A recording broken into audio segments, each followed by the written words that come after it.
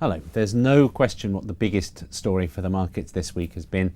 We finally had the much heralded forward guidance from Mark Carney, the new governor of the Bank of England. It's a historic step, and it's part of a big process in which we're seeing a number of central banks reconfront how they are going to exit from the extreme monetary policy that they have adopted over the last few years during the crisis. With me now to discuss this is our economics leader writer, Martin Sandbu. Martin, let's start by taking a look at the picture that presented itself to Mark Carney when he took over. We're looking here at central banks' total assets on their balance sheets, and you can see that the Bank of England has been, by many measures, more aggressive than any of its peers. How big a deal was the guidance he's given us on that exit?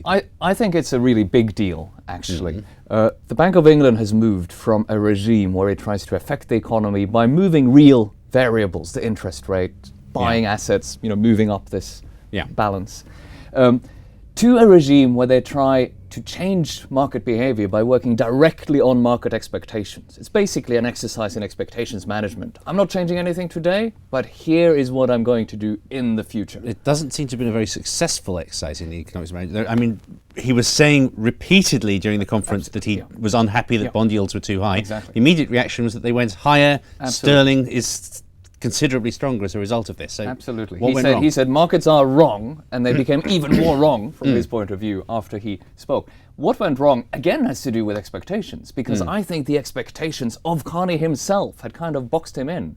Half a year ago, when we knew that he would take the new governorship, people even expected maybe nominal GDP targeting, certainly something very dramatic.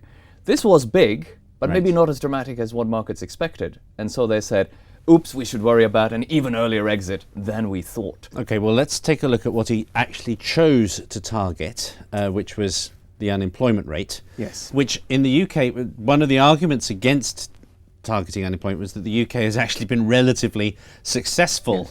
Yes. Has he chosen the right indicator, and has he chosen the right kind of forward guidance?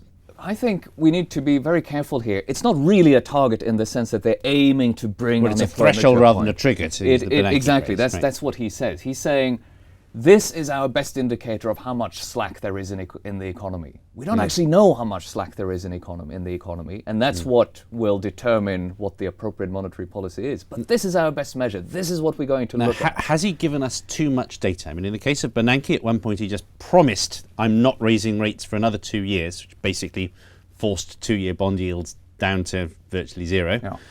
In the case of Draghi, at the ECB, we have some species of forward guidance which most people in the market don't seem to think is forward guidance at all. Absolutely. Yeah. Has he found the happy mean, or has he found something that is simply pointless, that needs us looking at the economics even more? It's a difference between, in the jargon, time contingent and state contingent forward guidance. Do you say interest at this level for 2 years, or do you say until some economic variable changes? I think state contingent forward guidance is much better. It's an improvement on time contingent because it's more credible.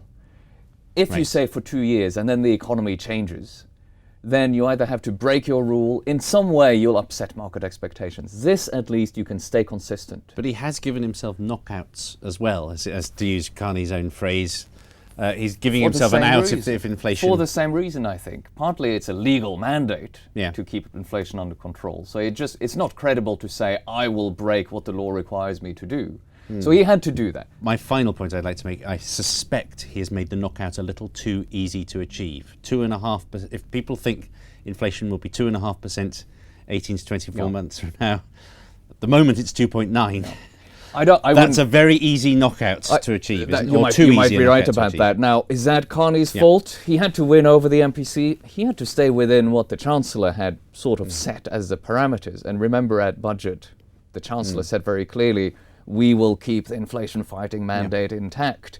And that, I think, has to do with politics and electoral politics and a lot of Tory voters who are pensioners and are very annoyed at low interest rates, even if that's the best for the economy as a whole. Okay, Martin, thank you very much indeed. This isn't the only central bank that has this dilemma at the moment. There are central banks across the world that are facing the dilemma. There'll be much more about this on ft.com, including my own long view column this weekend.